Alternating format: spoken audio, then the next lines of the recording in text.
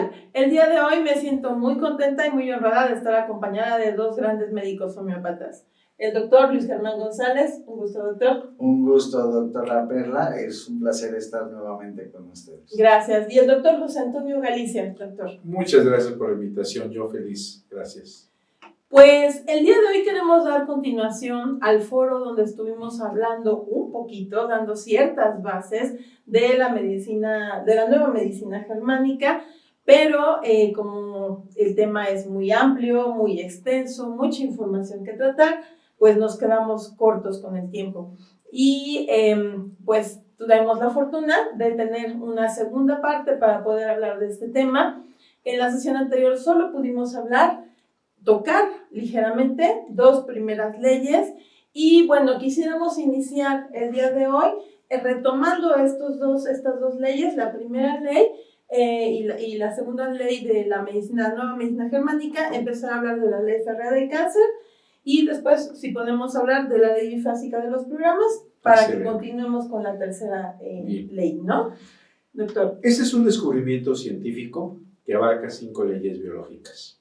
Es interesante comprender que son leyes que se reproducen, que son verificables y que son exactas.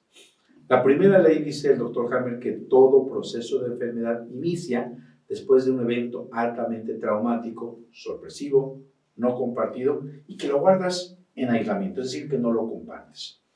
Este evento, este golpe, este DHS que él llama, en realidad, si pudiéramos darle un contexto, es un conflicto o un choque biológico, un conflicto relacionado con la naturaleza del ser, en cuanto a su ambiente, en cuanto a su alimentación, en cuanto a sus necesidades biológicas. Y este conflicto impacta a la psique la interpreta como el contexto del alma, el cerebro y el órgano. Esto es algo sumamente interesante porque empezamos a recuperar aquellos que se perdió en la historia de la medicina. Empezamos a separar y a dejar muchos espacios donde parcelamos al ser humano y abrimos especialidades. Y somos expertos en pequeñas partes, pero no somos expertos en la totalidad del ser.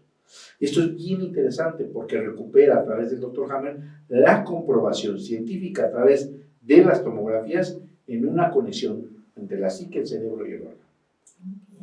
Y la segunda ley es aclaro que esta primera ley es para todas las enfermedades. Él dice que el 99.9% de enfermedades se rigen bajo estas 5 leyes, a excepción de las traumáticas, de las toxicológicas y de las carenciales. Si una persona le deja de dar a comer, pues se va a enfermar, podemos ser very por ausencia de vitamina C, etc., ¿no? Las toxicológicas, si todos los días le dan una gotita a la suegra, al yerno, pues va a enfermar, ¿no? Y si sale uno y se tropieza y se rompe uno, eso consideramos que es una enfermedad. Si te das cuenta, fuera de eso, todas tienen una explicación bajo las 5 leyes biológicas, inclusive las que consideramos como genéticas. Esto es apasionante. Sí, así es, doctor. Y esto también Hahnemann hace mucho hincapié en esto, porque precisamente estas enfermedades que no provienen de dentro del alma, que no provienen de dentro del propio individuo, en realidad no son enfermedades, son traumatismos, son accidentes, son intoxicaciones, pero no son verdaderamente enfermedades. Si a una persona, una serpiente, lo muerde, pues hay que darle un suero específico de la serpiente que lo mordió, y eso no significa que uno deje de ser homeópata, porque esa no es una verdadera enfermedad. Y si un paciente se deshidrata, hay que ponerle un suero. Efectivamente, Hahnemann también nos dice exactamente esto, que las enfermedades provienen de dentro, no vienen del exterior. A veces, en concomitancia con lo que estamos viviendo, con nuestro entorno, tenemos un grupo de emociones, de sentimientos o de frustraciones que desencadenan determinadas enfermedades, pero siempre el gatillo está en el interior de uno mismo. En eso coincide y eso es lo bonito que vamos a encontrar, ¿no? Las coincidencias. Entonces, aclarando, ustedes nos están aclarando el punto de que la primera ley que te dice ley férrea del cáncer, no solo es para el cáncer, es para cualquier enfermedad. Cuando él inicia esta investigación, le llama férrea relacionado al hierro, que es inquebrantable, que no se rompe y que es reproducible. Por eso se llama la ley férrea del cáncer. Después le llamó de todas las enfermedades. Se dio cuenta, avanzó su investigación, y en realidad son todas, ¿no?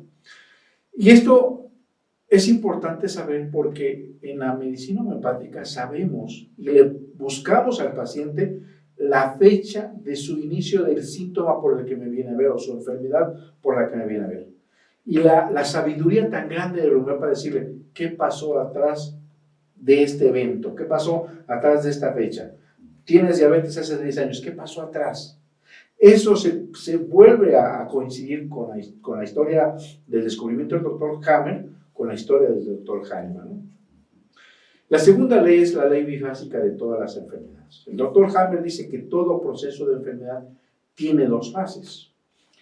Hay un equilibrio. Él habla de un equilibrio que nosotros lo sabíamos en medicina. Por la mañana está en simpaticotonía y por la tarde está en vagotonía, ¿no? Simpático, parasimpático. Este equilibrio dice que se rompe cuando aparece el DHS.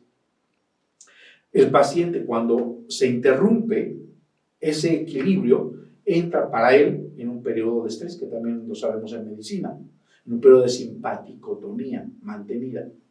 En este periodo, el tiempo que dure, va a haber ciertos cambios funcionales, morfológicos, celulares, de adaptación, porque recordemos que él habla, le dice a la enfermedad, es un programa especial, sensato, biológico, inteligente, que tiene la madre naturaleza para tratar de salvaguardar la vida tanto como sea posible, para la conservación de la especie. Es decir, son programas que ya los traemos como un software y que van a actuar en automático. ¿Ok? Entonces, cuando se rompe el equilibrio, queda en estrés permanente y entra en simpaticotonía. Síntomas: manos frías, pies fríos, no come, no duerme. Hay vasoconstricción, obviamente hay manos frías, y él trae el conflicto dándole vueltas. Hace rato platicábamos con el doctor Germán que muchas veces puede, en ciertos casos, sacar al paciente el homeopático de la simpaticotonía, empujarlo o hacerla menos intensa. Pero si el paciente tiene ese conflicto, vamos a decirlo así, tiene miedo a morir, le han dicho que tiene cáncer, y su cerebro trae acá. Si le damos un arsénico, a la MC, si le damos una Conitum, puede que logremos quitarlo de ese miedo y el paciente entra en blandito, entra en la segunda fase.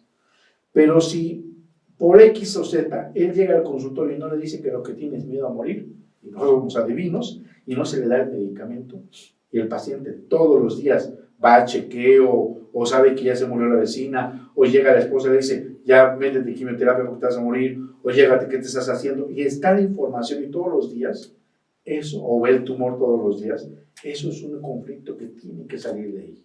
Y muchas veces necesita el paciente salir de ahí y él solo salir hacia otro lugar. O sea, él tiene que hacer el esfuerzo para salir. Ejemplo, tienes una empresa y acabas de ser defraudado y perdiste 100 millones y no tienes manera de recuperar, dale la vuelta y acepta que ya no tienes esos 100 millones y empieza de cero. Pero ¿a quién en su santo juicio va a aceptar que 100 millones de la noche a la mañana ya no los tiene y que quien se los birló fue su hermano? Así es. No es fácil ese contexto. Y entonces, una vez resuelto el conflicto, que él llama conflictólisis, pasa a la fase vagotónica, que es una fase inflamatoria, es una fase donde hay dolor, donde aparecen las infecciones, exudatoria, y hay cansancio, ya está más tranquilo, hay mucho apetito, hay un agotamiento extremo, y en cualquiera de las dos podemos poner un grupo, si decía el doctor Hammer, si podemos enumerar 1000 enfermedades, de la A a la Z, en un libro de medicina interna, 500 están en fase simpático-tónica y 500 están en fase vagotónica.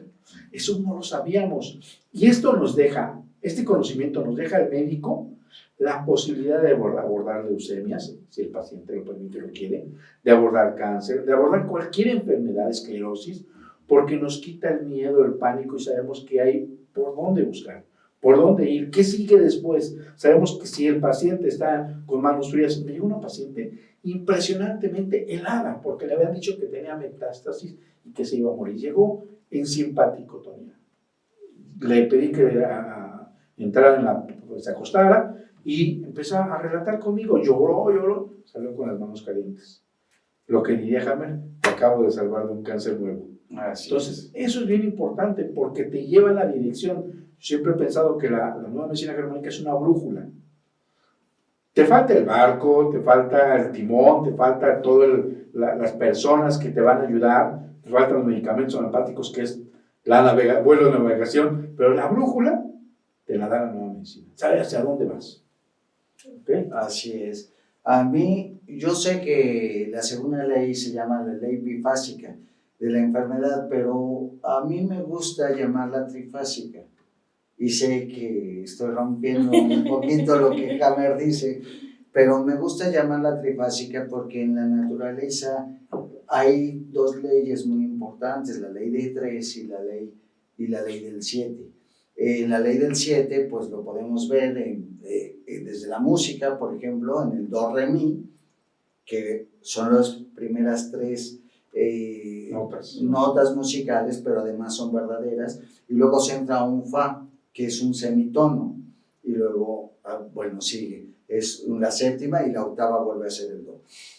Y existe la ley, por ejemplo, la mayoría de las grandes religiones tiene una trinidad. La mayoría de las grandes religiones utilizan una trinidad. ¿Por qué es una ley de 3?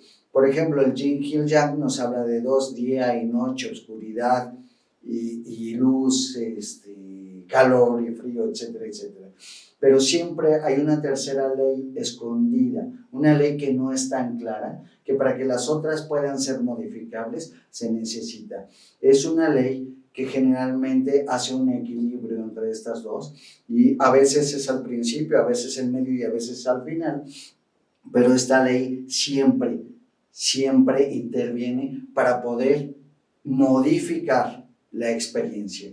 Y entonces, por ejemplo, en cuanto a la enfermedad, desde mi punto de vista, la tercera fase de la enfermedad sería la epicrisis, porque empieza exactamente en el punto más bajo de la conflictolisis, después de que se resuelve la conflictolisis, en la parte vagotónica A, cuando el paciente ya está edematizado, ya está hinchado, para poder salir de ahí necesita una epicrisis. Y entonces pasa por un momento, o por varias veces, porque son varias, no es una sola, aunque la aprendemos como si fuera una, y entonces pasa varias veces por epicrisis que van ayudándolo a liberar todo este contenido de líquido. El paciente empieza a orinar o empieza a tener muchas diarreas o empieza a sudar a cántaros y empieza a perder todo este líquido.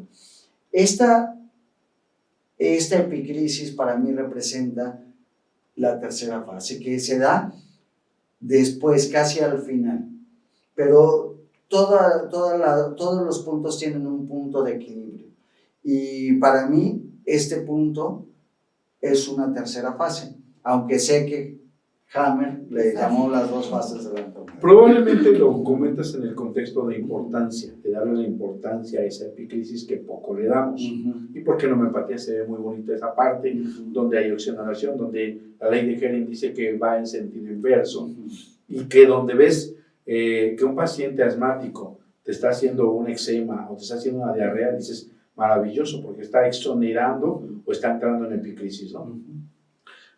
Vamos, es cuestión de nada más de apreciación. Nada más, esa parte no tiene.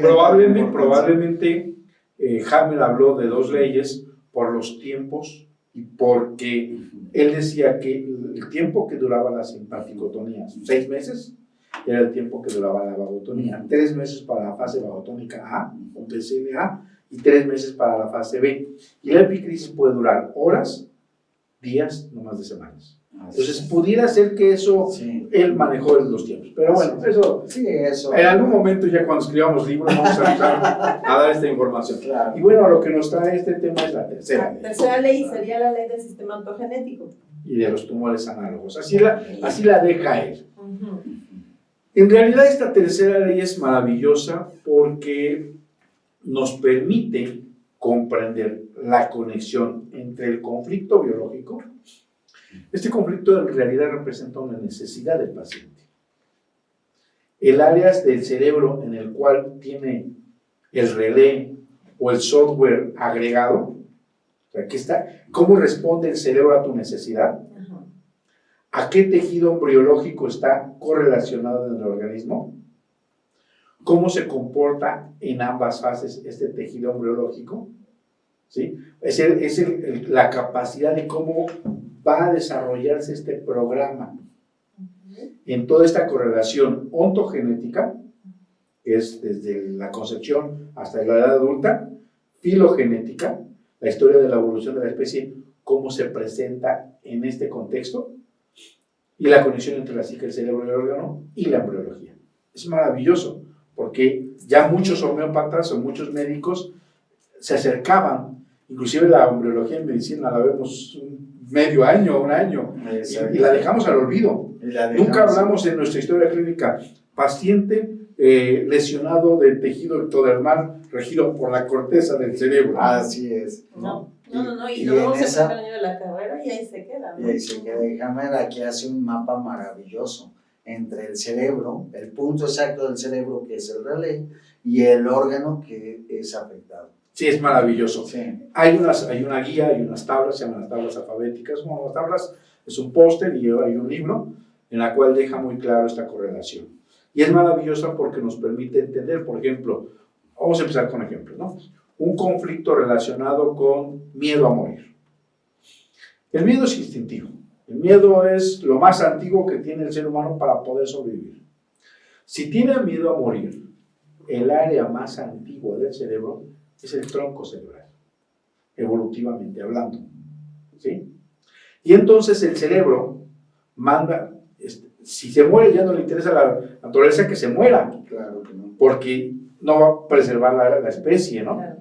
Entonces deja un programa, un software donde a la respuesta de ese miedo empieza un crecimiento celular por orden del tronco del cerebro hacia el pulmón, De protección. de salvaguardar su existencia. Pero el pulmón tiene endodermo y ectodermo. La parte endodérmica, la parte de los alvéolos, empieza un crecimiento celular.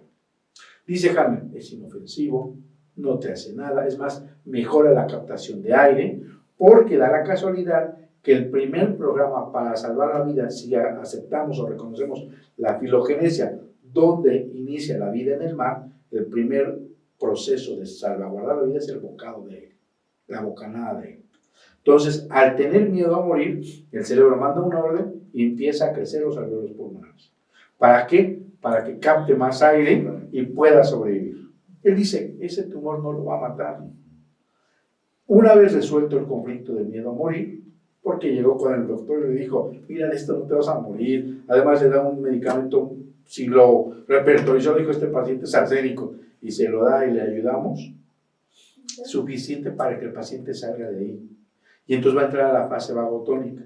Ahora el cerebro manda una orden y le dice a los microorganismos emparentados con el endodermo, son los más antiguos, son las micobacterias. Entonces, en simbiosis y en equilibrio, le dice, deshazte de ese tumor que ya no nos es útil. Y entonces aparece la tuberculosis.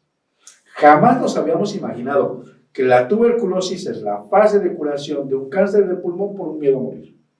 Y aquí estaríamos hablando de la cuarta ley sobre el sistema ontogenético de los microbios. Cuando Hammer se da cuenta que los microorganismos no son los que decía Pasteur, lo que repetimos hoy todos los días, en todas las profesiones de medicina decimos que los microorganismos son responsables de la enfermedad, ¿no? Si hacemos una fiesta y estamos muchos, el vecino le echa la culpa a todos, ¿no? Así es. Entonces, eso es bien interesante porque repetimos ese error y eso nos ha costado Sí. miles de enfermedades, miles de enfermos y muertes.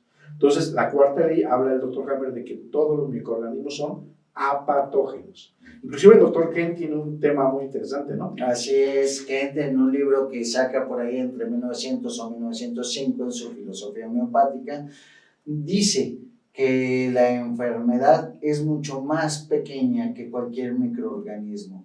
Dice que los microorganismos no son la causa de la enfermedad, que los microorganismos acompañan a la enfermedad y ayudan a resolver en la última parte, en el proceso curativo. Son los barrenderos, específicamente así lo dice, son los barrenderos de la enfermedad, lo dice Kent y lo dice varias veces en su libro, y empieza a hablar con muchísimos ejemplos. Y estamos hablando de 1900, a principios de 1900. Y bueno, y obviamente el doctor Hammer pues hace una exposición mucho más puntual y nos explica en esta cuarta ley por qué los microorganismos entran a un proceso curativo, a terminar lo que este proceso ya empezó, por ejemplo, las micobacterias, a destruir los tumores para que el paciente pueda terminar su proceso curativo. Efectivamente. Y en esta cuarta ley nos enumeran a las micobacterias, a los hongos, a las micobacterias, a las bacterias y a los virus. Y cada uno lo emparenta con un tejido embriológico, como respuesta de ayuda al endodermo con los hongos y micobacterias, al mesodermo antiguo, porque él divide el mesodermo en antiguo y moderno, con las bacterias y las micobacterias, al mesodermo moderno con las bacterias y al ectodermo con el virus. Y él dice, en caso de que existan los virus, porque ya desde ahí los pone en tela de juicio, estos no son responsables de la enfermedad. Curiosamente, los virus tienen un papel muy interesante de replicación y curiosamente ayudan en la fase vagotónica al tejido ectodermal que necesita reconstruir porque en el anterior hizo ulceración. Entonces, esto es bien importante porque cambia muchos de los dogmas establecidos hoy en la medicina.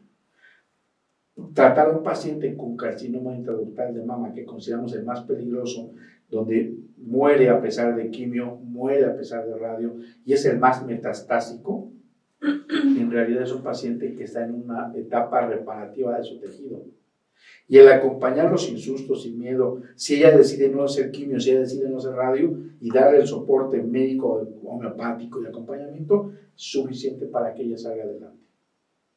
Sí, porque quitas con el medicamento homeopático ese miedo, toda esa angustia que se puede generar, y a la par vas trabajando esta parte del cáncer que se está presentando. El cáncer, ¿no? sí. Aquí hay algo que es muy importante, que es, por un lado está el conflicto, y por otro lado está lo que en homeopatía llamamos miasma, que más bien lo deberíamos de llamar de alguna otra forma. A mí se me ha ocurrido como llamarlo, por ejemplo, poder de transmisión, que no es un término mío, sino de un doctor mexicano judío, pero bueno, eso lo voy a dejar aparte. Pero esta parte miasmática es muy importante, porque miasma no quiere decir, como vemos en el diccionario, si lo googleamos, emanación putrida de los pantanos. Lo que realmente significa miasma es contagio o transmisibilidad. Eso es lo que realmente es lo miasmático.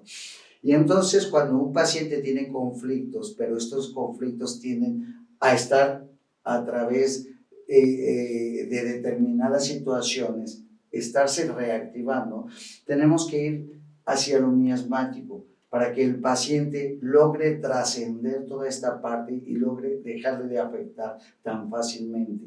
Y entonces poder entrar un poco profundo o un poco más profundo, y entonces el paciente pueda seguir adelante sin estar teniendo estas pequeñas recaídas. O a lo mejor cuando el problema es que es una señora que está casada, que no se separa porque su marido le da muy bien económicamente, pero la trata como animal, no se le reconoce, tiene una serie de sufrimientos. Cuando tratamos a esta paciente lo suficiente y esta paciente tiene el suficiente crecimiento y logramos disminuir su carga miasmática, entonces va a tener la madurez para decir, puedo dejarlo, no me importa tanto lo económico.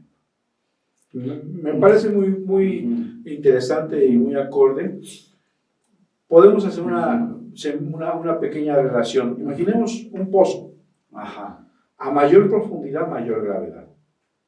Exacto. El medicamento antimiasmático lo va a sacar del pozo hacia niveles menos profundos, Menos agresivos, menos impactantes, menos fácilmente que el paciente pueda morir.